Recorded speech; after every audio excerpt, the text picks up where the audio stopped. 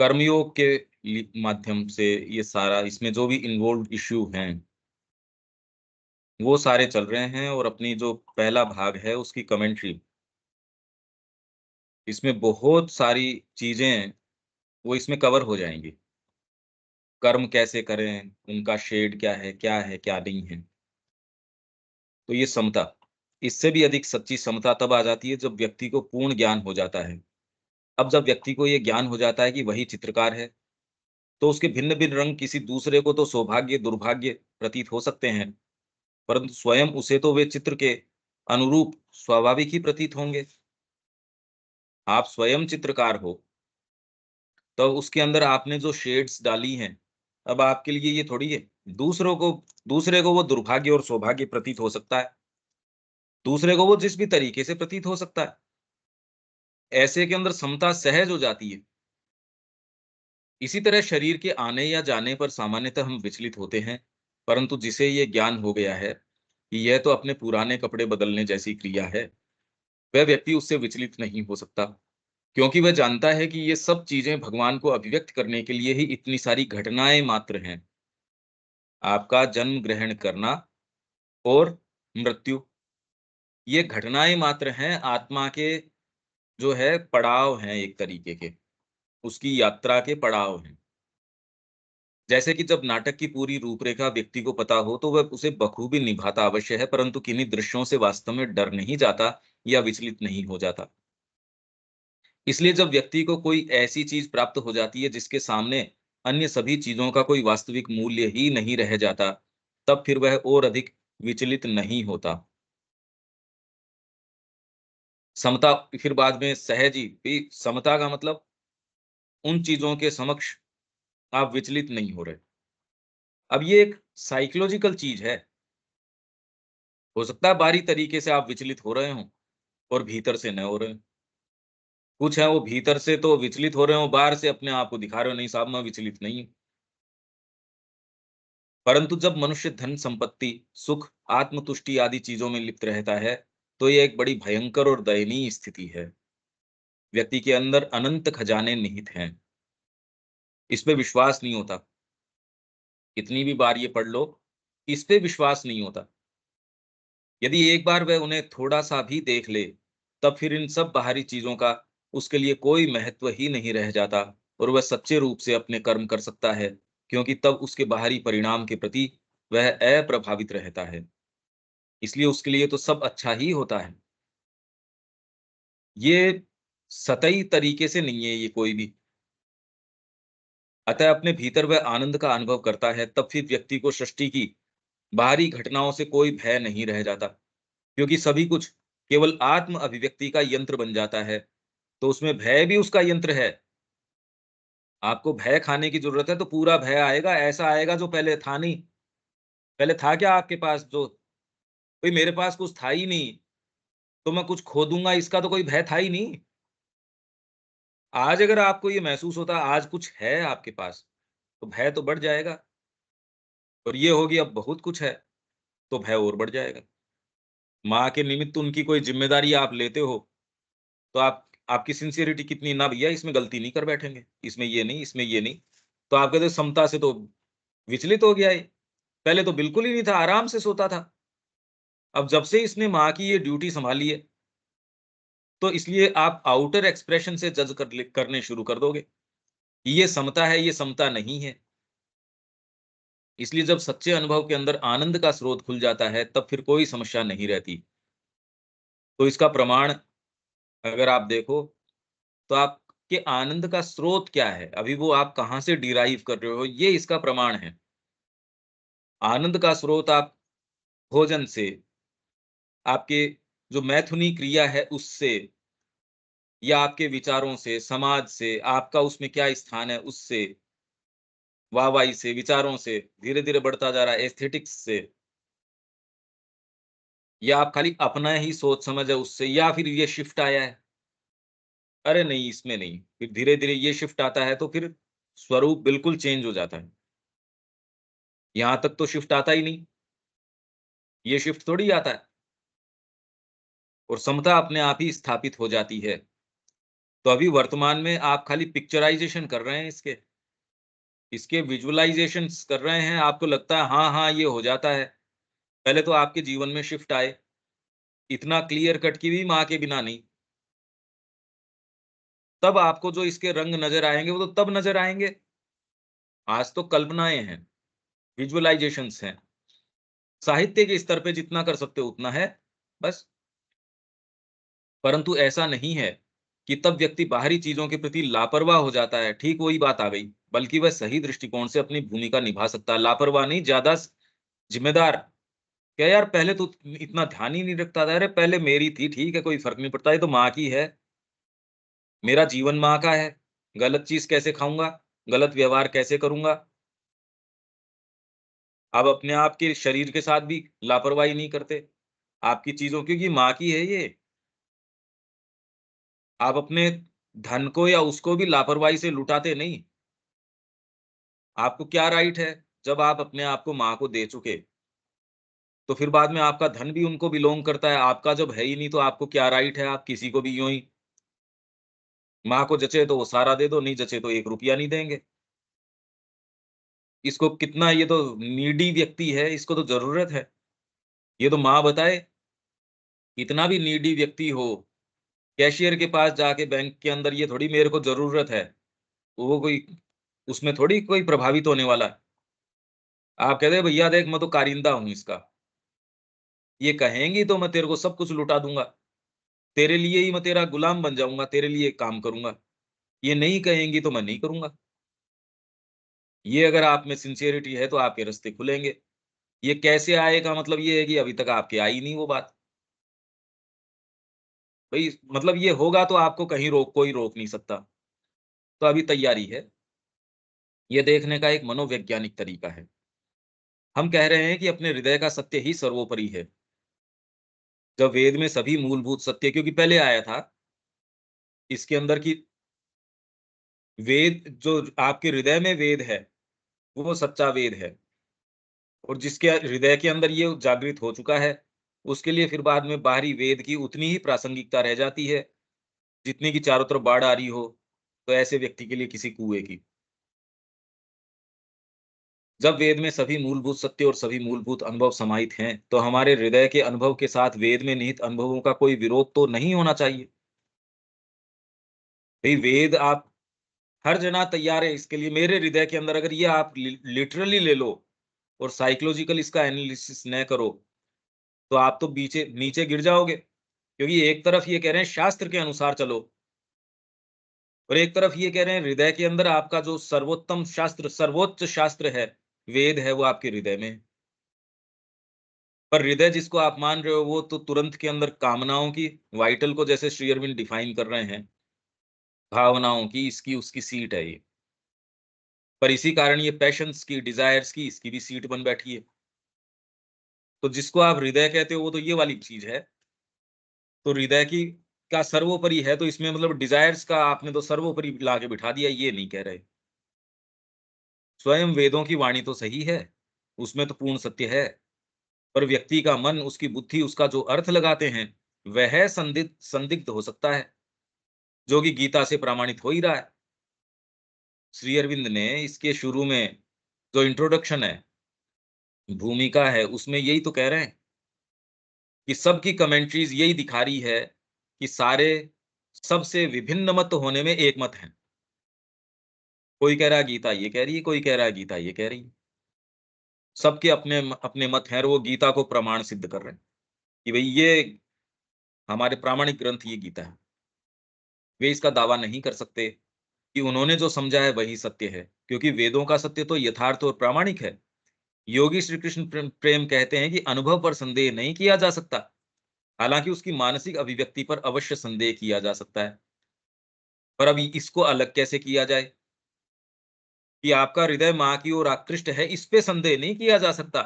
अब जो मन आपका उसके ऊपर जो चीज़ें बना रहा है, उस पे निश्चित रूप से संदेह किया जा सकता है। क्योंकि कितना भी ऊँचे से ऊँचा रूप और तुरंत के अंदर वो आपके लिए हेल्पफुल है यात्रा में।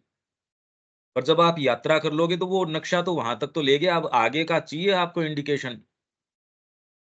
अब आगे की आएगी, अब उसी को पकड़ के बैठोगे तो आप कहीं नहीं जाओगे। व्यक्ति उस अनुभव का क्या अर्थ लगाता है, उस पर संशय किया जा सकता है। उसमें तो सदा ही सुधार की संभावना रहती है।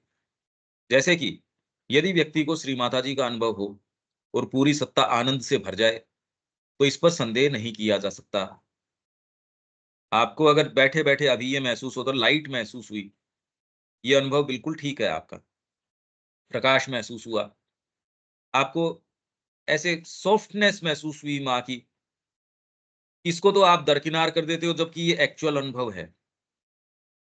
और फिर जो और बवाल मचा लेते हो आप अपने माइंड से, रिमेंबर करना चाहिए माँ को, ये करना चाहिए, वो ये सब बवाल है। तो एक्चुअल जो आपकी प्रगति हो रही है वो इन चीज़ों से हो रही है जिसको तो आप ध्यान नहीं दे रहे, और जो खाली आपके बवाल हैं, उनको आपको लगता है कि हाँ, ये भी मेरे फ़र्क पड़ा। क्यों वर्तमान में आपको क्या लगता है, आपको कुछ अकल है क्या? तो आप तो हमेशा गलत ही चूज़ करोगे। जो आपको गहरे अनुभव हो रहे हैं इसके माध्यम से, वो तो आपको अनुभव लगते नहीं। और जो खाली यूँ ही है, शोरगुल है, वो लगता है हाँ, ये तो मेरा हो गया। हालाँकि ख़ैर भागवत कृपा को आपके इन बेवकूफ़ियों से फ़र्क नहीं पड़ता, अगर उसके फ़र्क पड़ता तो हमारी स्थिति तो बड़ी ख़राब हो जाती। तो वो इन सारों के माध्यम से हमको लेके चलती है, पर मैं ये कह रहा हूँ कि ये सारी चीज़ें, ये जो जो कह रहे हैं यहाँ, आपके आनंद भर गया। इसमें जब ये टेक्स्ट पढ़ रहे हो, कोई चीज़ में आपको बड़ी क्लैरिटी आई, उसमें बड़ा अच्छा लगा, ये अनुभव है। इसको एक्सपीरियंस बोलते हैं। आप ये सोचते हो कि इसमें कोई वाणी सुनाई दे गई, कोई रूप सुनाई दे दिखाई दे गया। इसकी तो कोई वैलिडिटी ही नहीं है। श्री अरविंद कह रहे हैं, पत्रों में बता रहे हैं ये, अनुभव, अपना जो ट्रू एम ऑफ लाइफ है उसके अंदर दूसरे पार्ट में भी है ये। आपको जो अनुभव होते हैं, जो एक्चुअल अनुभव हैं, उनको आप अनुभव मानते नहीं, वो तो आपको पता ही नहीं लगते। वो तो बस ऐसे लग गया है, बस इसमें क्या है? अरे लग गया कैसे? ये तेरे को अनुभव हुआ। और जो अनुभव नहीं है, वो बेवकूफ़ियों की बातें जो हम करते रहते हैं, उसी ने हमको रोक रखा है। मतलब जिसको हम समझदारी मान रखे हैं, उसने सारा जाल फैला रखा है। वो आपको आगे नहीं जाने दे रहा। तब आप तोड़ो कहाँ? आपने तो उसको अपनी एंडोवमेंट मान रखा है, निधि मान रखा है आपने। सारा वेद भी यदि इसका खंडन करे, तो भी उसका कोई महत्व नहीं है। व्यक्ति उसका क्या अर्थ लगाता है, वह एक दूसरी बात है। परंतु स्वयं उस अनुभव पर संदेह नहीं किया जा सकता। तो माँ के प्रति आपका जो भी भाव है, इसलिए बार-बार मैं ये कह रहा हूँ कि उसको अपना नेता बनाओ। हृदय जो कहता है, उससे ये नहीं कि इससे तो ये हो जाएगा, इससे ये हो जाएगा, इससे काम कैसे चलेगा? अरे तो इसी अगर तू तेरे लॉजिक से चलेगा, फिर तो तेरे ही लॉजिक से चलेगा, दूसरी शक्ति कैसे ऑपरेट करेगी? अगर उसको स्थान ही नहीं देगा, तो फिर तो तेरे रिसोर्सेज़ के हिसाब से चलेगा, तो उसमें आशा भी क्या है? कि ऐसे कैसे काम चलेगा, ऐसे कैसे चलेगा? तू सारी काम चलाने वाले काम कर भी लेगा, तो भी क्या चल जाएगा उससे? ये प्रश्न तो अंतरात्मा आएगी तो करेगी। ये क्लैरिटी आती नहीं। इसमें आदमी पिसता रहता है, उसमें कुछ अच्छी चीज़ें भी है। आप पढ़ते भी हो, सुबह सत्र में भी आ जाओगे, ये भी करोगे। भीतर से ये भी रहेगा यार कुछ हो नहीं पा रहा। ये ऐसों की जिनमें कुछ सिंसियरिटी है, वो सीरियसली सोचेंगे, बाकी तो ये देखेंगे मेरी तो साधना हो ही गई। मैं तो माँ के अलावा और कोई दूसरा काम ही नहीं कर रहा। वो मैंने आपको सुबह पत्र पढ़ के बता ही दिया। दुखों में जिसका मन व्याकुल नहीं होता और सुखों में उनसे भोगजन्य सुख लेने की कामना से रहित होता है, जिससे राग, भय और क्रोध दूर हो गए हैं, वह स्थित प्रज्ञ मुनि है। इस स्थित प्रज्ञ को इतना ऊंचा बताया गया है कमेंट्रीज के अंदर कि बस ये तो आखिरी चीज है। यही जो आपके जो ये निवृत्ति मार्गी हैं और हैं, इसको ये कह रहे बड़ी ऊंची बात है, स्थित प्रज्ञ, ये महाप्रज्ञ हैं हमारे, ये हैं। और है भी एक स्तर के ऊपर, जहां मनुष्य जाति है उसकी तुलना के अंदर तो ये ऐसे दिखता है ये आसमान में। पर जब आप वास्तव में अपने आप को दे देते हो माँ के कार्य के लिए, वो आप कह रहे हैं यार मेरे को ये स्थिति तो कोई बहुत अच्छी स्थिति तो है नहीं। जो चाहे शुभ प्राप्त हो या अशुभ, सभी में अनुराग रहित रहता है। शुभ के प्राप्त होने पर हर्षित नहीं होता और अशुभ से घृणा नहीं करता। उसकी बुद्धि ज्ञान में दृढ़ प्रतिष्ठ होती है। पर आप इसको ट्रांसलेट किस तरीके से करो? जीवन में इसको प्रैक्टिस में कैसे उतारो? बाहरी तरीके से करोगे तो कोई मानक नहीं है इसको करने के। कुछ भी नहीं है आपके पास बाहरी तरीके से इसको ट्रांसलेट करने के लिए, ये तो आंतरिक स्थिति है। और आप जब उस स्थिति में होते हो तो होता है ऐसे, करते नहीं आप। आपको तो पता ही नहीं होता। आपको तो इंडिकेशन होते हैं, क्लियर इंडिकेशन, नहीं भैया ये गड़बड़ है। आप तुरंत उससे दूर हट जाते हो। क्यों, कैसे, ये नहीं।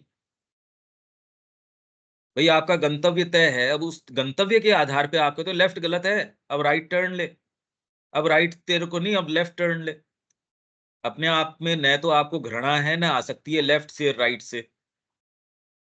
पर जब जो होता है आप तुरंत उससे लेफ्ट से दूर होके राइट पे चले जाएँगे, राइट से दूर होके लेफ्ट पे चले जाएँगे, क्योंकि आपकी निष्ठा तो आपके गंतव्य पे है, जो आपका गोल है उस पे है।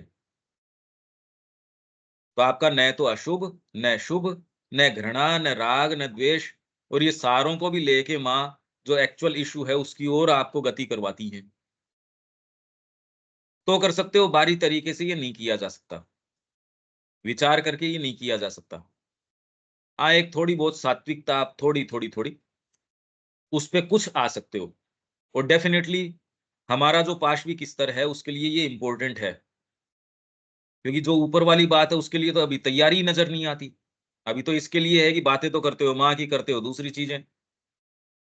तो तुम्हारे लिए तो पहले थोड़ी बुद्धि तो अप्लाई करो, कि तुम जो कह रहे हो, तुम्हारे कर्म हैं उसका खंडन कर रहे हैं।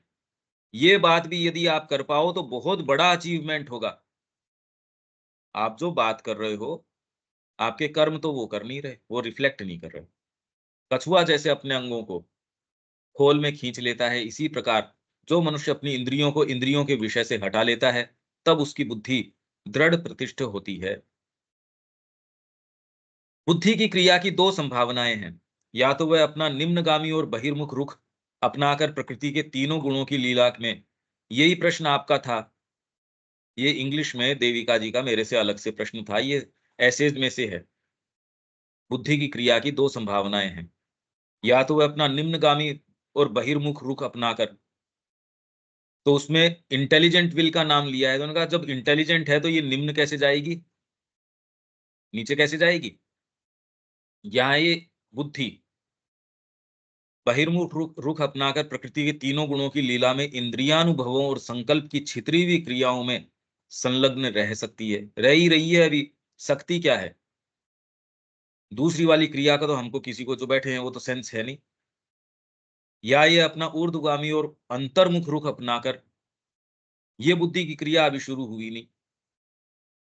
ये तो एक बेसिक रिवर्सल आता है जब बुद्धि में, और वो रिवर्सल किस तरीके से आता है? ये रिवर्सल जब आता है तब वो लोअर मेंबर्स के ऊपर क्रिया करता है। अभी तो ये आप क्या सोचते हो? जो थोड़े सोच समझ वाले लोग हैं, जो अपने शरीर के ऊपर पूरा अनुशासन रखते हैं, कोई गलत नहीं खाएँगे और नहीं करेंगे, बहुत-बहुत लोग हैं इस तरीके के। इससे कोई उनका जो रुख है वो ऊर्ध्वमुखी नहीं हो गया, समझदार हो गया। एक्चुअल में तुरंत में समस्या क्या है, आपकी पशुता है, निरी, घोर, उससे थोड़ा-सा भी कोई हटता है, उसको आप ये कहते हैं, ये तो भई ऐसा व्यक्ति कैसे हो गया जो भोजन से ही हट गया, जो पत्नी में इतना रस नहीं लेता, जो अपने ही मैं साइट सीइंग कर लूँ, मैं थोड़ा-सा ये कर लूँ, बातें भले ही आप माँ की कर रहे हो, आपके ये है मैं कैसे जाके वहाँ घूम आऊँ, वहाँ जाके अच्छा लगेगा मेरे को। मैं तो कभी-कभी जाता हूँ, मैं तो कभी करता ही नहीं ये काम। मैं तो साल में कोई मुश्किल से 1 बार, मैं कभी ये। अरे! पर तेरा रुख तो वही है, ऊर्ध्वगामी रुख थोड़ी आया अभी। अब और अधिक प्रकृति के विकर्षणों के अधीन न रहकर, प्रशांत, सचेतन आत्मा की स्थिरता और अविकार अडिग विशुद्धता में स्थिर शांति और समता की ओर गति कर सकती है। 2 क्रियाएँ हैं ये, पर ये नीचे वाली तो सहज आपके इवोल्यूशन से आती ही आती है। इवोल्यूशन के कारण सारा दबाव नीचे, मतलब नीचे की ओर खिंचाव हो जाता है। बुद्धि है, मन की है, मन जो एक हायर शक्ति है, तो भी सेवा अभी कर रही है शरीर की और प्राण की। हायर शक्ति होने के बावजूद, उन्हीं की चीज़ों को जस्टिफ़ाई कर रही है। आप क्या करना है जीवन में वो नहीं कर रहे, आपके अहम की तुष्टि, श्री अरविंद की माँ की पढ़ ली तो भी कैसे उसको, मतलब क्या करते हो? कितनी विचित्र बात है ये। ऐसी फैक्ट्री है जिसमें ये केसर भी जाती है, वो घुल के गारा बना देते हो आप उसका। अकोमोडेट तो कर ही रहे हो ये सारा पढ़ने को, फिर उसका कैसे गारा बना रहे हो, ये देखो कैसी विचित्र बात है। ये वाली चीज़ नहीं आती कि नहीं मेरे को तो ये करना है, करने वाली ये एक चीज़ नहीं आती। अभी क्या करें, अकोमोडेट कर लेंगे उसको, पहले विकल्प में। दूसरी वाली ये क्रिया है, ये विशेष बात है। पहले विकल्प में आत्मनिष्ठ आंतरिक सत्ता इंद्रियों के विषय के अधीन रहती है, पहला विकल्प। विकल्प मतलब 2 इसके अंदर हैं क्रियाएँ, तो पहला जो विकल्प है, उसमें तो निम्नगामी नीचे चलती है, बहिर्मुख एक्सट्रोवर्ट रुख है उसका। इसमें आपके कितने अच्छे-अच्छे थिंकर्स भी हैं, बहुत सोचते हैं, विचार करते हैं, पॉलिसीज़ बनाते हैं, देशों की सारी नीतियाँ हैं, वो ये नहीं है कि वो खाली कोई भोजन पे आ सकती है, परिवार से आ सकती है, ये नहीं। नहीं यार, कुछ करना चाहिए। सारे समय मैं तो इसी के लिए पूरा अपना 18-18 घंटे के रेगुलर इसी चीज़ के अंदर दे रहा हूँ, फिर भी रुख आपका एकदम बहिर्मुख हो सकता है। सामान्य व्यक्ति से बहुत ऊँचे हो सकते हो आप। सामान्य तो है पशु, पर ये रुख आपको कोई बहुत आपको डिलीवर नहीं करता, आपको कोई परित्राण नहीं देता, मुक्ति नहीं प्रदान करता। तो पहला विकल्प में आत्मनिष्ठ आंतरिक सत्ता सब्जेक्टिव इंद्रियों के विषयों के अधीन रहती है। आप अपना सस्टेनेंस बाहर से ग्रहण कर रहे हो, जगत से ग्रहण कर रहे हो, तो इसमें आपकी चैरिटी भी हो सकती है, फिलैंथ्रोपी भी हो सकती है। उसमें व्यक्ति ये कहता है मैं पैसे किसी से नहीं माँगता, 50,000 लोग हैं, 30,000 पूरे हिंदुस्तान में है, मेरे केंद्रों में 30,000 अभी तुरंत की गिनती है, जिसके अंदर अपंग लोग हैं, सड़क के किनारे कोई पागल है वो भी है, जो पड़ा-पड़ा बेचारा सड़ रहा था, उसके शरीर में कीड़े पड़ गए, कोई नज़दीक जाने तैयार नहीं था। हम किसी से 1 पैसा नहीं लेते, न माँगते। हम तो खाली एक चिट्ठी लिखते हैं ठाकुर जी को और वो उनको डाल देते हैं, तो ठाकुर जी व्यवस्था करते हैं।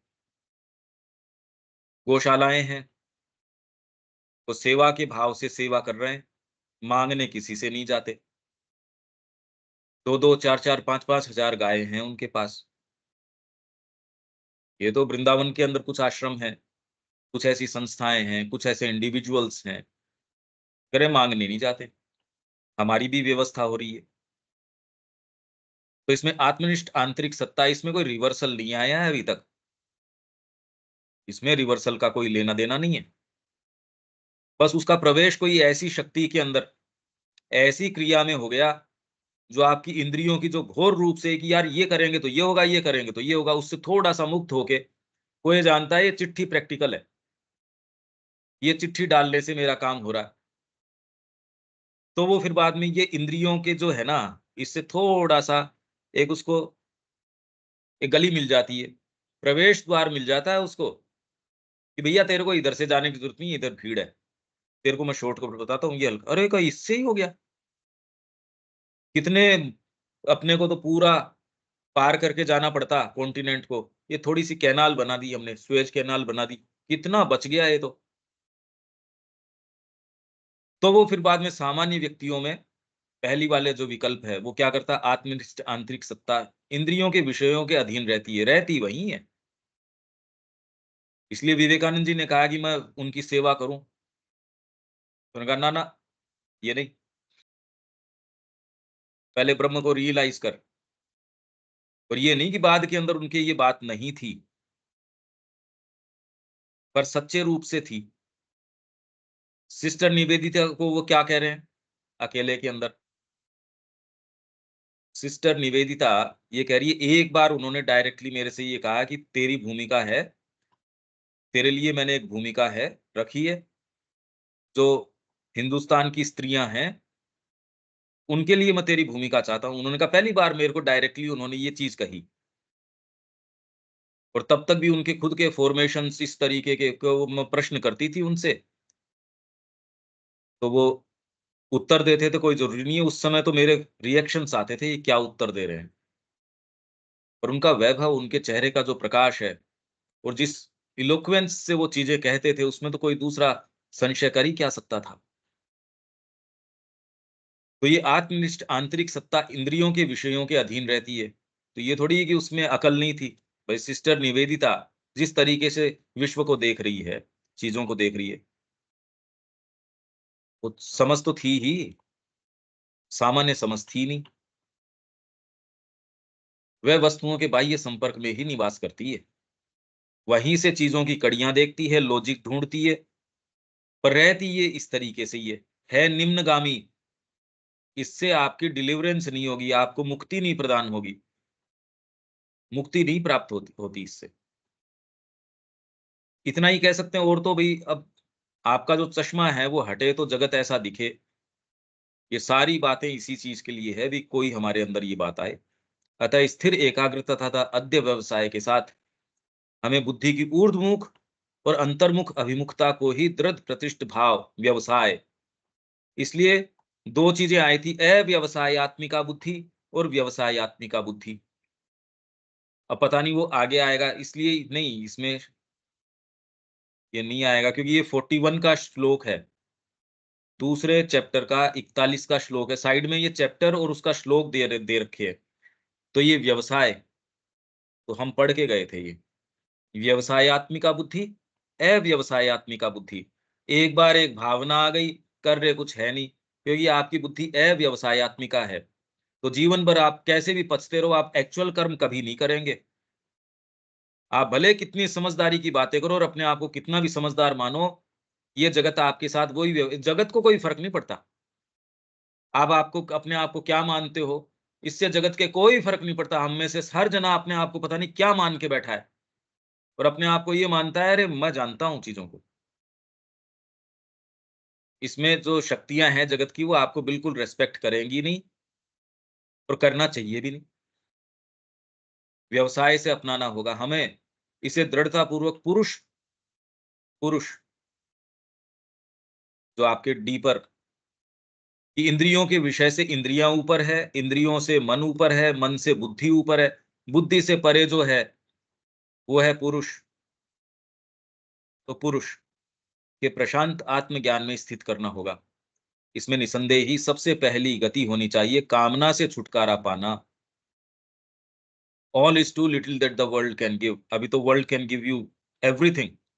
आपका जो एवरीथिंग है वो तो वर्ल्ड से ही प्राप्त हो रहा है। माँ आपके जीवन में कितना स्थान रखती है वो तो हर जने को अपना देखना है, जो कि दुखों और कष्टों का संपूर्ण मूल है। और कामना से छुटकारा पाने के लिए कामना के मूल कारण का अर्थात विषयों को पाने और भोगने के लिए इंद्रियों के बहिर्गमन का अंत करना होगा। तो ये आपके प्रश्न का उत्तर जो आप पूछ रहे थे इंग्लिश के अंदर, वो इसके अंदर सीधे-सीधे कि बुद्धि इसमें उसकी निम्नगामी गति कौन-सी है, ये रही। बहिर्मुखी निम्नगामी गति। जब वे इस प्रकार बाहर दौड़ पड़ने में प्रवृत्त हों, तब उन्हें पीछे खींचना होगा। तो गीता कितना सुंदर रूपक दे रही है कछुए का। जैसे कछुआ अपनी इंद्रियों को भीतर खींच लेता है, क्योंकि साधना अपनाने के बाद भी इंद्रियाँ कहीं चली थोड़ी गई। ये थोड़ी है कि वो भाग छूटने के लिए तैयार नहीं रहती। कछुआ जैसे खींच लेता है, वैसे नहीं यार, इसके लिए नहीं। और इसमें हर बार जब इसकी प्रवृत्ति होती है आपकी इंद्रियों की बाहर भागने की, एक डीपर इंटेलिजेंस है, तो कहते हैं ना, ना, माँ के निमित्त ये काम करेंगे। जैसे ही आप इस भाग को उसके ऊपर रखते हो, आपकी ग्रोथ जो है लीप्स एंड बाउंड्स में होती है। आप धीरे-धीरे नहीं चलते। धीरे-धीरे चल के तो क्या करोगे आप? नीचे का गुरुत्वाकर्षण खा जाएगा आपको। फिर आपकी प्रकृति लीप्स एंड बाउंड्स के अंदर होती है, जब हर बार आपका शरीर जब कुछ कहे, उसके ऊपर अंतरात्मा कहती है ना। शरीर जब आपके कंफर्ट ज़ोन के अंदर कह दे, नहीं यार, मैं तो ये नहीं, मेरे को तो इस समय पानी नहीं मिल, मेरा तो पानी पीने का ये समय, मेरे तो भोजन का ये समय, या मेरे तो टीवी देखने का ये समय, या फिर मेरे तो इस समय फ़ोन करने का समय। जो भी आपके सबके अपने-अपने बहाने हैं।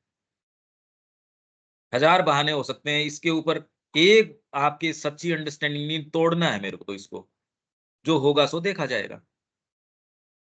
उनके विषय से हटा लेना होगा। जैसे कछुआ अपने अंगों को अपने खोल के अंदर खींच लेता है, वैसे ही इंद्रियों को उनके मूल स्रोत मन में लाकर शांत करना होगा। मूल स्रोत इंद्रियों का, और मन को बुद्धि में और बुद्धि को आत्मा एवं उसके आत्मज्ञान में लाकर शांत करना होगा। फंडामेंटल तो इन्होंने बता दिया, करोगे कैसे? पहले तो ये बात ही समझ में आए कि कह क्या रहे हैं। जो कि प्रकृति के कर्म को देखता है, उसमें फंसता नहीं, रस लेता है।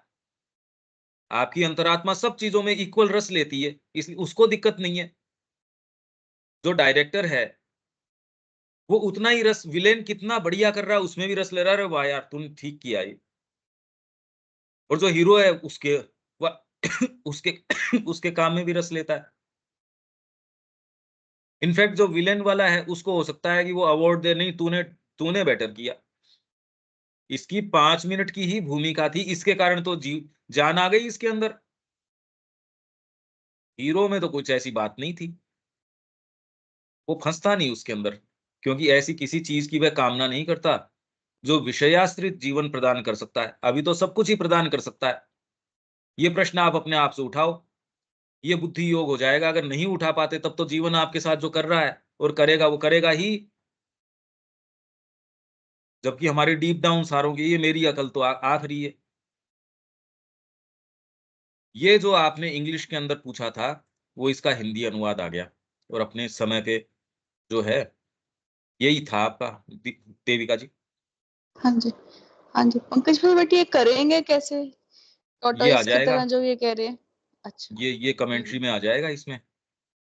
यही तो मैंने कहा भी, ये तो बार बार इसी की बात हम कर रहे हैं कि कहना आसान है, एक्चुएट करना तो ये तो सारी बात हो गई। यही गीता धीरे धीरे, क्योंकि गीता तो एक बिल्ड कर रही है ना, इसलिए यहां नहीं छोड़ देगी गीता तो। पर जो आपको बताएगी वो बिल्कुल फंडामेंटल चीज बताएगी, ये प्रैक्टिस करने की है वो। आप करके देखो उसको साइकोलॉजिकली। विषयों का परित्याग कर देने वाले देही मनुष्य के इंद्रियों के विषय तो दूर हो जाते हैं, किंतु स्वयं विषयों में अनुराग रस बचा रहता है। परमात्मा के दर्शन कर लेने पर रस भी दूर हो जाता है, ये दर्शन कर लेने पर। यहाँ किसी प्रकार की भ्रांति न उठ पाए तो तुरंत श्री अरविंद इसके अंदर की, आप इसका क्या अर्थ लगा रहे हो, किस किस के मन में क्या क्या उठ रहा है, तो श्री अरविंद क्या कह रहे हैं? भ्रांति न उठ पाए उससे बचने के लिए तत्क्षण ही श्री कृष्ण कहते हैं कि मैं किसी बाह्य वैराग्य या विषयों के भौतिक संन्यास की शिक्षा नहीं दे रहा। हालांकि यहाँ किसी से डर भी नहीं है कि वो ये कोई इस निर्णय पे आ जाएंगे और कर पाएंगे। इसलिए वो कभी कर पाएंगे ये बहुत बड़ा प्रश्न है। अभी जो चल रहे हैं वो तो चलता ही रहेगा उनका। आत्मानुशासन या संयम आदि से मेरा अभिप्राय सांख्यों के संन्यास या कठोर तपस्वियों के उपवास आदि तप, काया क्लेश या भोजन के त्याग की भी चेष्टा से नहीं है, क्योंकि मैं तो एक आंतरिक वैराग्य, कामना के परित्याग की बात कहता हूं। देहात्म शरीरधारी को अपनी देहात्म देहात्म बुद्धि, भारतीय संस्कृति बड़ा इस शब्द के ऊपर, देहबद्ध बुद्धि है आपकी। आप अच्छी चीज क्या कर सकते हो? कुछ भी कर लो आप, देहबद्ध आपकी बुद्धि है। आप कहीं नहीं जा रहे, कहीं भी नहीं जा रहे आप। अगर आपकी देहबद्ध बुद्धि है, अगर ये थोड़ा सा क्लैरिटी माइंड में ले पाए तो शायद कुछ आपको क्लैरिटी आएगी, आप कुछ कर पाओगे। नहीं तो ये देहबद्ध है, ये आपके अच्छे विचार उठने ही नहीं देगी। देहात्म शरीरधारी को अपनी देह को नित्य दैहिक कर्म करने के योग्य बनाए रखने के लिए आहार देना होता है। निराहार होने से देही विषयों के साथ अपने दैहिक संबंध को काट देता है, परंतु इससे उस आत्म संबंध से पीछा नहीं छूटता। इसलिए कई लोग क्या हैं, मैं भोजन नहीं करूंगा, इससे संबंध नहीं, इससे नुकसान और हो गया। इसलिए रामकृष्ण जी का, यार मैं थोड़ा सा इनसे संबंध रखता हूं, मैं आसक्ति रखता हूं, नहीं तो नीचे ही नहीं आ पाऊंगा। मैं इन बच्चों के अंदर आसक्ति रखता हूं, रामकृष्ण जी कहते थे। अब वो क्या कहते थे और उनका क्या अर्थ है, ये तो देखो मानव बुद्धि के समझ से परे है। कहाँ वो, अब उनके उदाहरण भी अपन दें, ये गलत है कि हम तो तैयार ही बैठे हैं इन उदाहरणों के लिए। कि आपकी भी आसक्ति आपके परिवार में इसलिए है कि भी ठीक है, ये तो माँ के कर्म के लिए ही कर रहे हो, आप जो भी कर रहे हो सो।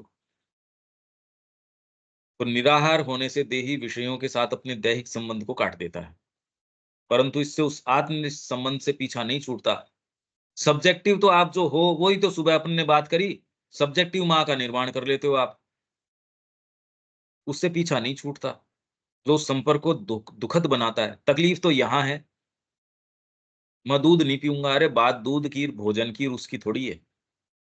बात तो उस ग्रंथि की है, वो ग्रंथि तो इससे टूटी नहीं। उसमें विषयों का रस, राग और द्वेष, जिसके दो पहलू हैं, तो बना ही रहता है। ये राग और द्वेष क्यों आते हैं, ये अपन ने योगिक साधन के अंदर पढ़ा था, डिटेल में पढ़ा था इसको। राग किसको बोलते हैं, द्वेष किसको बोलते हैं।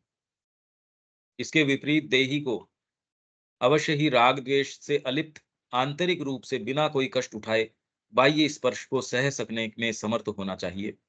अन्यथा विषय की तो निवृत्ति हो जाती है। विषय तो निवृत्त हो गए आप। मैंने आंख फोड़ ली सपोज, अब आंखों का विषय तो रहा नहीं, पर सब्जेक्टिवली जो मेरे पिक्चराइजेशन उठ रहे हैं, उससे तो पिंड छूटा नहीं है आपका। ये कह रहे हैं ये विषयों से तो निवृत्ति हो गई, जो इंद्रिय विषय हैं। मैं ये काम करूंगा ही नहीं, मैंने काट डाले हाथ, कोई कान फोड़ डाले। अब भौतिक जो आपकी इंद्रियां हैं, वो तो बेचारी अब क्या कर लेंगी, इससे कोई फर्क पड़ा नहीं। कि मेरे आंखें नहीं है तो जगत के प्रति मेरी आसक्ति नहीं है, ऐसा भी नहीं है कि साहब इसके कान और आंख दोनों ही नहीं है तो वो कोई बिल्कुल निवृत्त व्यक्ति हो गया या कोई साधु हो गया, ये तो है नहीं। ये तो बिल्कुल भी नहीं होता इस तरीके से। तो इससे निवृत्त करने के लिए कि आपके अंदर लस्ट नहीं जगे, तो ये घोर घोर जो पंथ के अंदर जाते हैं, ये तो कैसे कैसे काम नहीं कर बैठते। आप कल्पना नहीं, कैसी पीड़ा देते हैं अपने शरीर को। उसमें प्रवेश करने के टाइम भी ऐसी ऐसी क्रियाएं ये करते हैं। पर उससे हाँ, ये इतना भले ये यार मैं अभी ये अब इसमें जा सकता ही नहीं, हाथ ही नहीं मेरे, तो मैं ये काम कर नहीं सकता। पर इससे क्या हुआ, इससे एक्चुअल कर्म तो कुछ हुआ नहीं। इससे क्या कर्म हुआ, क्योंकि मैं गाड़ी सड़क के ऊपर लेके चला जाऊंगा तो कोई टाइम एक्सीडेंट न हो, चलो मैं पहले इसको खाई में नीचे डाल देता हूं। आपकी कैसी मूर्खता की बातें, ये क्या बात हुई। विषया विनिवर्तन्ते, परंतु आंतरिक निवृत्ति नहीं होती, मन की निवृत्ति नहीं होती। और इंद्रियां मन की आश्रित हैं, आत्मनिष्ठ हैं। आत्मनिष्ठ का मतलब ये मन पे आश्रित है। इसलिए सब्जेक्टिव और साइकोलॉजिकल में अंतर है, मैं सुबह जो कह रहा था। इसलिए रस की आंतरिक आत्मनिष्ठ निवृत्ति ही प्रभुता का एकमात्र वास्तविक लक्षण है। परंतु विषयों से इस प्रकार का निष्काम संपर्क, इंद्रियों का इस प्रकार निर्लिप्त प्रयोग कैसे संभव है, करें कैसे। भाई हम सबके लिए यही प्रश्न है। हाँ, बातें तो अच्छी हैं, मेरे हाथ में है क्या ये, तो इसका ये सूत्र दे रहे हैं। ऐसे अगर आप में से कोई चाहे तो इसका पालन कर सकता है। यह संभव है परम के दर्शन से, परम दृष्टवा। परम अर्थात आत्मा पुरुष, हमारे लिए उसका पर्याय है माँ। और बुद्धि योग के द्वारा इसके साथ संपूर्ण आत्मनिष्ठ सत्ता में युक्त होने से, युक्त आसीत मत परा। आप तो माँ से जुड़ के कैसे पता चलेगा, माँ आप बता दो और मैं तो वो करूंगा, मेरे को जो महसूस हो जाएगा, मेरे को ये लगेगा कि माँ कह रही है, मैं वो कर लूंगा। अगर सिंसियर होगे तो माँ आपको, अगर गलत भी आपको उस समय प्रतीत होता है, आपको करेक्ट कर देंगी। पर आप अपने आप को मूर्ख नहीं बना पाएंगे, बनाते हैं तो कहीं पहुंच नहीं पाएंगे। इसमें आपको ये नहीं है भी, अगर मूर्ख बनाना चाह रहे हो तो आपका ही तो जीवन जा रहा है, दांव पे तो आपका जीवन है। तो इसलिए अगर सिंसियर हो तो करने का, ये कह रहे हैं आत्मनिष्ठता में युक्त होने से, भीतर से एकत्व को प्राप्त करने से। क्योंकि वह एकनिष्ठ आत्मा शांत है, अपने ही आनंद से संतुष्ट है।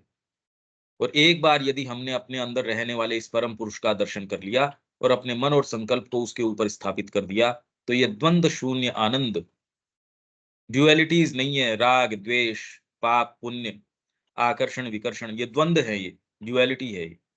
अब ये नहीं रहता। बाहरी दृष्टि को नजर आएगा, क्योंकि आप चयन करते हो, माँ काम तो कर ही रही है, नहीं नहीं ये नहीं, ये नहीं चाहिए, ये वाला ले, तो मतलब कोई आधार तो है चयन का। बाहरी दृष्टि को ये त्रिगुणात्मक लग सकता है, द्वंद्वात्मक लग सकता है, पर वो द्वंद्व में नहीं है, द्वंद्व शून्य है। इंद्रियों के विषयों से पैदा होने वाले मानसिक सुख और दुख का स्थान ग्रहण कर सकता है। यही मुक्ति का सच्चा तरीका है। ये तो श्री अरविंद की भाषा हो गई। अब इसके अंदर अपनी कमेंट्री जो और एक सहज भाषा के अंदर है, इसमें ये क्या कह रहे हैं देखो। यदि इंद्रियों को कामनाओं की तृप्ति की ओर खुली छूट दी जाती रहेगी, तो कामनाएं कभी समाप्त नहीं होंगी। मैं तो साल में एक बार ही वहां की कश्मीर की यात्रा करता हूँ, मैं यहाँ की यात्रा करता हूँ, तो छूट तो तू दे ही रहा है। मैं तो एक ही बार होटल में जाता हूँ, मैं तो खाली अपने पत्नी का बर्थडे था, उस दिन मैं गया था। उस दिन मैं खाली शॉपिंग करवाने के लिए गया था। भैया आप क्या जानो, आपके थोड़ी पत्नी है, ये सारे काम करने पड़ते हैं, ये भी करना पड़ता है, वो भी करना पड़ता है। रोज नहीं करते, पर अब देखो ये आज ऐसा कुछ सामने आ पड़ा। अरे तो उसी दिन तो निर्णय लेने की बात थी। जब रोज सामने नहीं आ पड़ रहा तो उस दिन तो तू वर्ण भी क्या करेगा, चयन क्या करेगा? चयन तो उसी दिन करने की बात थी। अब वो सांप आया, उसके ऊपर तूने लकड़ी मारी नहीं, अब वो निकल गया। अब मैं प्रैक्टिस कर रहा हूँ सांप के ऊपर कितना, मैं देखो यहाँ मारू, दोबारा आया, दोबारा निकल गया। क्योंकि समस्या आपकी पारंगतता की नहीं है, लकड़ी मार पाते हो कि नहीं पार, इनसिंसियरिटी की है। और यदि इंद्रियों पर निग्रह या उनका दमन कर भी लिया जाए, तो भी मन में तो उनके प्रति लिप्तता होती ही है, इसलिए वह शांत नहीं होगा। और इस कारण उनकी तृप्ति की ओर सदा ही दबाव बना रहेगा, जिससे लड़ते लड़ते व्यक्ति की शक्ति क्षीण हो जाएगी।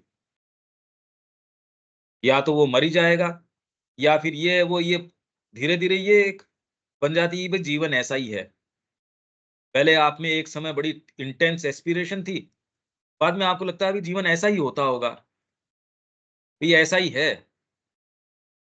एक्चुअल नहीं मिलता है इसके अंदर। माँ भी कह रही है, हाँ ठीक है, साहित्य में तो इसलिए कहने में आता है, ये होता नहीं इस तरीके से, क्योंकि आपने कभी अनुभव किया ही नहीं है। आप अगर अपना एक कॉम्प्रोमाइज न करके रहो जीवन में, तब तो सोचो कितनी परेशानी में आ जाओ। उस कॉम्प्रोमाइज के अंदर ही उसी दृष्टिकोण से आप मान ले, तो माँ यही कहती होगी, यही बात है, गीता इसी चीज की बात कर रही होगी।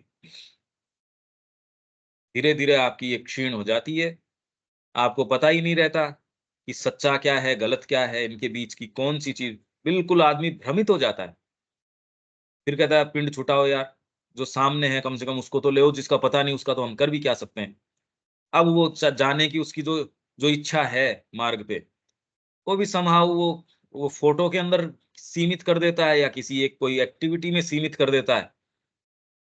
भाई इतना मैं कर रहा हूँ और तो देखो क्या है, क्योंकि आपकी इंसिनिसिटी आपको यहाँ तक ले आई, उसने जाला फैला दिया।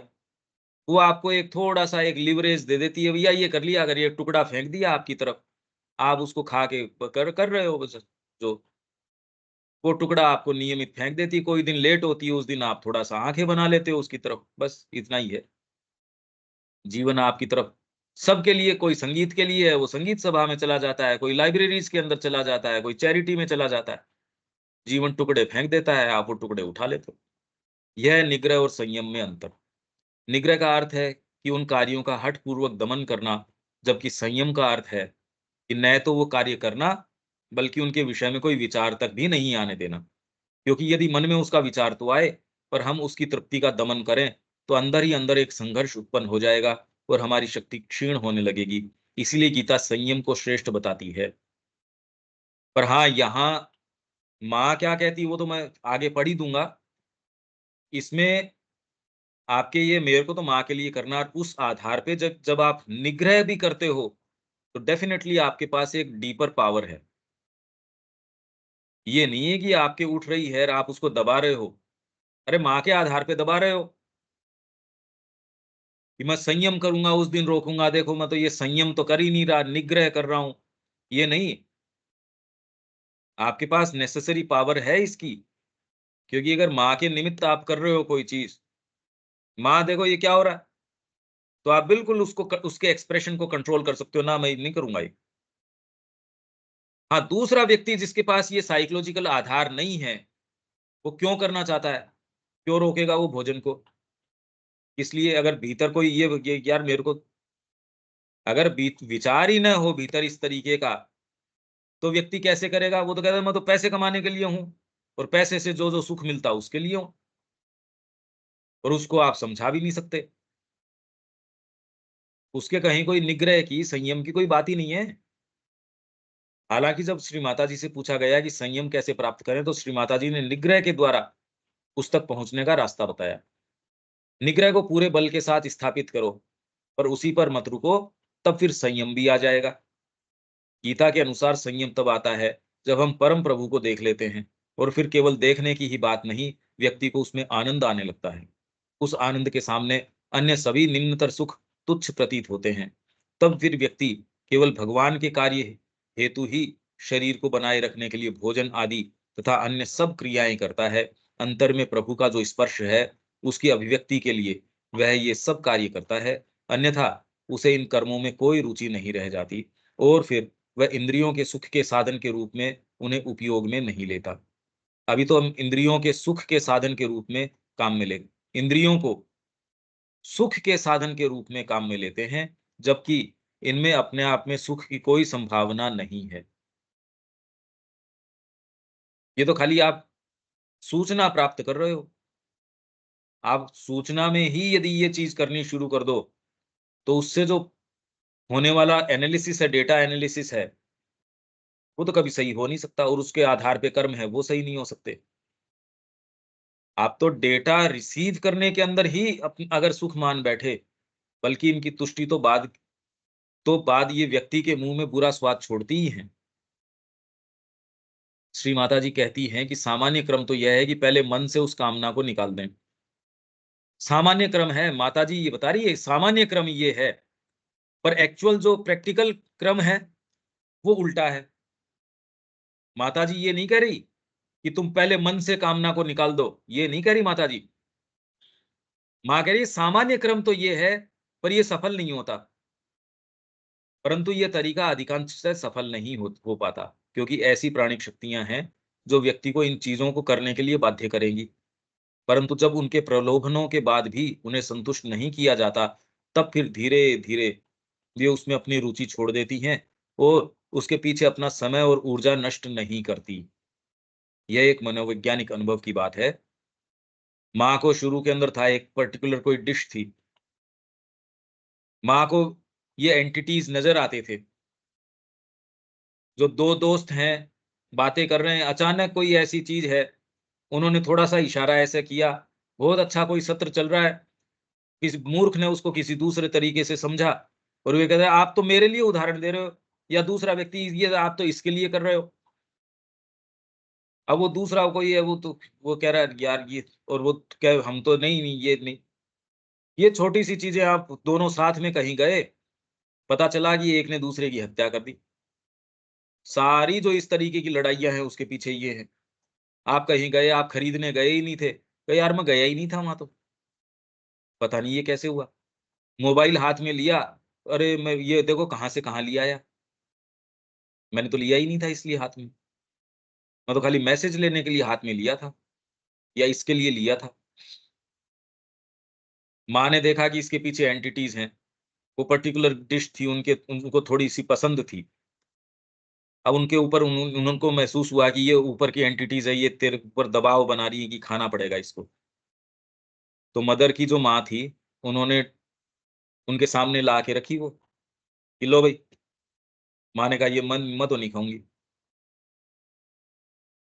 जबकि उनको पसंद है, और ये भी नहीं कि उन्होंने उसके लिए मेहनत करी है कि मैं इसके लिए कहीं जा रही हूँ, उनकी माँ ने उनके सामने ला के रखी है। उन्होंने कहा कितने 72 या 48 घंटे तक उनके जीवन को नर्क बना दिया। उनकी माँ भी ये कह रही है, "अरे खा ले, इसमें इतना फँस करने की क्या आवश्यकता है?" पर कहा ना, ये तो नहीं करूँगी। ये संघर्ष 2-3 दिन चला, बाद में उन्होंने कहा पूरे जीवन के लिए ही छोड़ दिया कि फालतू है, इसके इसके पीछे दिमाग लगाएँगे, एक के पीछे क्यों दिमाग लगाएँ, औरों के पीछे दिमाग लगाएँ। तो आपके वो एक बार तो नर्क बनाया, तो आप एक बार स्टैंड लो, जो होना है सो हो। पर इसमें समस्या स्टैंड की नहीं है, समस्या आपकी आसक्तियों की है। आप बहाने दूसरे मढ़ते हो दूसरे। क्या करें ये, क्या करें ये, क्या झूठी बातें हैं ये सब। हालाँकि ये काम है बहुत कठिन। श्री माँ ने यह एक तरीका बताया है, इसके अलावा और भी तरीके हो सकते हैं, डिपेंड करता है। आप कौन-सा किस तरीके से सब्जेक्टिवली आपके काम आ जाए। हो सकता है पुस्तक पढ़ने से आपके थोड़ा फ़र्क पड़ जाए, माँ के पास आश्रम में जाने से फ़र्क पड़ जाए। तो अलग-अलग हैं वही अपने-अपने। परंतु यहाँ कुछ कह रहे हैं, माला जपो, नाम का स्मरण करो, ये करो, वो करो। पर इसमें भी आप ये पाएँगे, साइकोलॉजिकली आप उसके अंदर यदि नहीं है, तो वो माला जपते रहो चाहे। हमने तो कई देखे हैं जो बैठे व्यापार के ऊपर खाली एक हाथ में माला ही जपते रहते हैं। उससे ज्यादा बदमाश आदमी नहीं नजर आता कई बार आप जब डीलिंग में देखते हो तो। उस माला ने तो उसको कहीं पहुंचाया नहीं, वहम और पैदा कर दिए। परंतु यहाँ सबसे महत्वपूर्ण बात यह है कि यदि व्यक्ति इंद्रियों को अपने तरीके से काम करने देता है, तो उनकी पकड़ उस पर बढ़ती जाएगी। इसलिए उनकी निरंकुश क्रीड़ा को रोकना ही होगा। तो कृष्ण प्रेम ने कहा, जब उनको पूछा कि गोमांस भी आपने तो खाया होगा, आज ये आप कितना क्या कर रहे हो? कि मैं बर्तन भी नए, किसी के अगर घर पे गया तो बर्तन नए, खुद भोजन पकाएंगे आप तो बाहर रख दो, चौका चूल्हा लीप पोत के पूरा का पूरा। तो आपने तो अपने समय ये सारा काम किया होगा। कहाँ किया है? पर आज के समय जब सारा अनुशासन उठा के खिड़की से बाहर फेंक देने की क्रिया है, ऐसे के अंदर मैं तो अक्षर से पालन करूंगा। जो भी जिस मार्ग को मैंने पकड़ा है, उसमें अनुशासन बताया गया है, मैं तो उसका अक्षर से पालन करूंगा। मैं होता कौन हूं प्रश्न करने वाला? ये सिंसेरिटी उनको उड़ा ले गई। उनको जहां पहुंचा दिया, माँ के पास गए वो जब मिलने, माँ ने उनको देखा, माँ कहती है, बेटा क्या चाहिए तेरे को बता। तो उनके तो और कोई दूसरी पुकार ही नहीं थी। कहा कि मैं मेरे गुरु को अपने आप को पूर्ण रूप से दे सकूं माँ, और मेरे कोई दूसरी पुकार नहीं है। तो माँ कह रही है, but you have already given your self. अब माँ को कोई बैकग्राउंड का उसका, और ये कोई उसको फ्लैटर करने के लिए कह नहीं रही थी। माँ जो कह रही है वो तो सत्य का शब्द है, सत्य स्वयं है। You have already given your self, तू तो पहले ही दे चुका है। तो कृष्ण प्रेम क्या कहता है? नॉट इनफ, इनफ नहीं दिया माँ, तो ये आपकी प्रगति होती है। मेरे को इसमें भी शर्म नहीं है कि कोई गृह स्वामी मेरे को दुत्कार देता होगा, शर्म नहीं आती तेरे को? सोचो आप, वो रॉयल रॉयल एयरफोर्स का व्यक्ति, जो चेहरे पे तेज, फिर बाद के अंदर प्रोफेसर अभी रह के गया, जो कह रहे बिना किसी कोई सिफारिश के अभी ये थोड़े दिन में वाइस चांसलर तो वैसे ही बन जाएगा, ये कहाँ छोड़ के जा रहा है? तो चेहरे के ऊपर भी आप देख सकते हो कि उसके वो तो चीज सामने नजर आती थी। कोई भी देख के उनको कि शर्म नहीं आती तेरे को? अच्छा हट्टा कट्टा, हम्म, उसके अंदर कहाँ से, मतलब तेरे को सारी शर्म बेच खाई तूने, और कोई डंडा लेके भी उसकी तरफ चला होगा।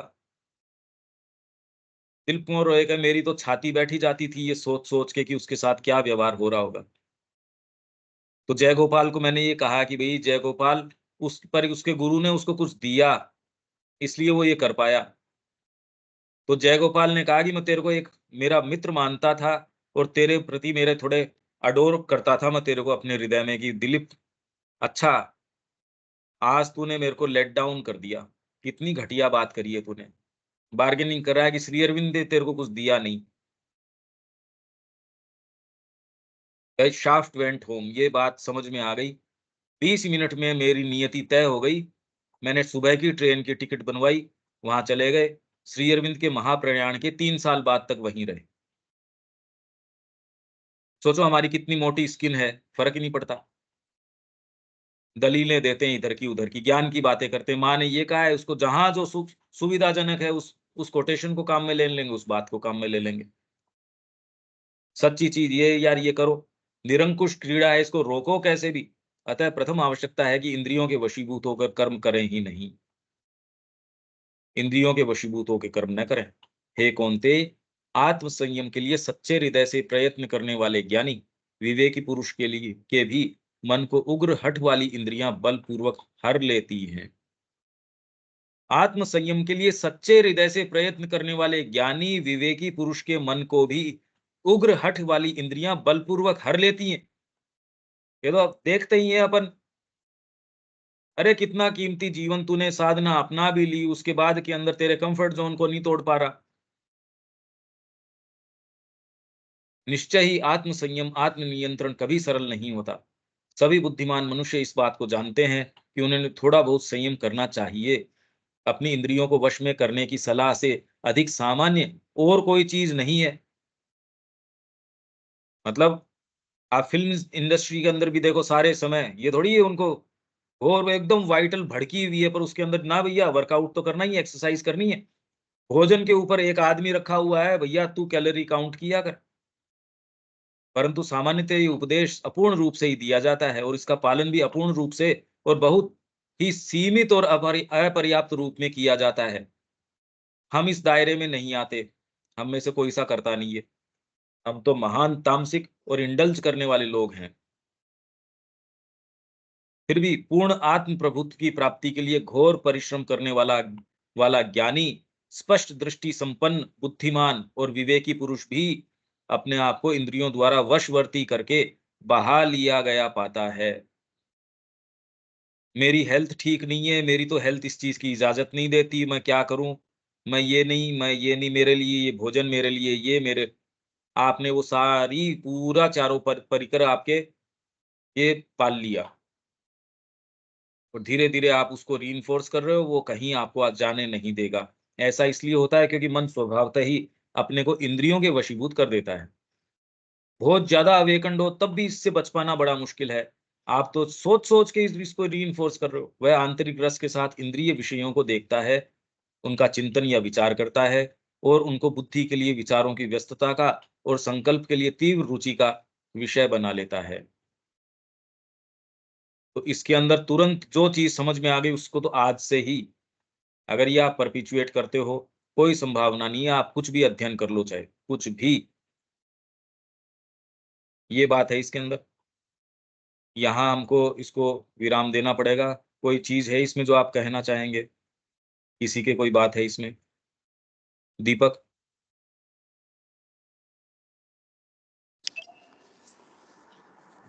हाँ, प्रैक्टिकल की बातें हैं तो उसको तो वैसे कोई और एलैबोरेशन की तो कोई ज़रूरत नहीं लग रही। हाँ, ये सारी कमेंट्री अपनी देखो कितनी अगर ये कमेंट्री नहीं हो तो श्री अरविंद की बात ही नहीं समझ में आती। बहुत इम्पोर्टेंट है ये कमेंट्री। हाँ, देविका जी?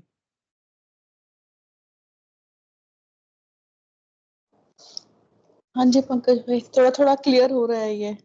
अभी तो और पेजेज़ हैं, अपन इसको पढ़ेंगे। हाँ जी, हाँ जी। और फिर तो इतनी गंभीर है देखो इसको आप जब तक प्रैक्टिकली अप्लाई नहीं करते तब तक तो ये इसका कोई अर्थ नहीं समझ में आएगा। मैं थोड़ा-सा फास्ट इसलिए रीड कर रहा हूँ क्योंकि हम एक सर्टेन फ्रेमवर्क के अंदर चल रहे हैं। इसलिए हाँ मैं इस जी, डिटूर को ज़्यादा कितना डिटूर फिर तो हर एक कोटेशन पे डिटूर ही करते रहो, ये नहीं कर सकते। इसलिए मैं थोड़ा इसको खींच रहा हूँ बार-बार, बार-बार क्योंकि ये बातें आ रही हैं, तो इससे अपन निकलेंगे। अभी तो 13वां ही तो टॉपिक है अपने सिलेक्शन का 14, 15 फिर ये तो और अभी ये 19th का वॉल्यूम चल रहा है अपना। 20 है उसमें भारतीय संस्कृति का इससे बड़ा सिलेक्शन है और फिर 21 और 22 लाइफ डिवाइन इससे ज़्यादा बड़े और उसमें तो आपका बैकग्राउंड भी नहीं है किसी का। ये तो चलो गीता है और इसमें जो बातें हैं वो थोड़ी-सी फ़ैमिलियर तरीके की हैं। लाइफ डिवाइन में कहाँ तो बैकग्राउंड बनाएँगे, कैसे शुरू करेंगे, कैसे नहीं करेंगे मेरे को नहीं पता। इंडियन कल्चर है उसकी भी आपको लगेगा समझ में आ गई, पर समझ में कहाँ गई? इंडियन कल्चर तो शुरू ही देहबद्ध बुद्धि से तो वो उसको दरकिनार करके पहले तो शुरू ही दूसरे तरीके से शुरू होता है। इसके लिए पूरे राष्ट्र की व्यवस्था ही उसने उस तरीके से बनाई हुई है। सारे वर्ण, सारे आश्रम। इसलिए इस बार शनिवार को जो सैटरडे को उनके जो जयपुर वाला ग्रुप था, मैंने कहा जी आपको पता नहीं कहनी चाहिए या नहीं कहनी चाहिए। भारतीय संस्कृति की हम बात करते हैं तो इसके अंदर 4 आश्रम हैं। गृहस्थ, फिर बाद के अंदर सबसे पहले ब्रह्मचर्य, फिर गृहस्थ, वानप्रस्थ और सन्यास। 100 साल भी उम्र मानते हो, अगर अपनी 100 साल भी मानते हो तो 50 के बाद तो अब आपको सीरियसली वानप्रस्थ की तैयारी करनी चाहिए। अभी भी कहाँ वो लपेटे कर रहे हो आप? भारतीय संस्कृति समझती थी। आप वही चीज़ अगर परपेचुएट कर रहे हो, तो 50 के बाद आपको वानप्रस्थ की तैयारी करनी चाहिए। फिर जाके आप अगर चौथे की बात करो तब तो चौथा तो बाद में, अभी तो शुरुआत नहीं कर रहे कोई से की। तो मैंने कहा इसके बारे में आप थोड़ा सोचिए क्योंकि इंडियन कल्चर की आप क्लास कर रहे हैं और आप इसको समझना चाहते हैं, तो जो-जो इसके नज़दीक है, अगर 100 साल भी मानते हो तो, नहीं तो कोई कारण नहीं है इसको नहीं करने का। तो ये आप भी जो इस अवस्था में हैं और जो उसमें भारतीय संस्कृति की तैयारी है, तो इसके लिए इसकी तैयारी तो करो कम से कम। तो ये बात किसी को भी अच्छी पता नहीं लगेगी या नहीं लगेगी। यहाँ विराम देते हैं, कल मिलते हैं। जय श्री माँ।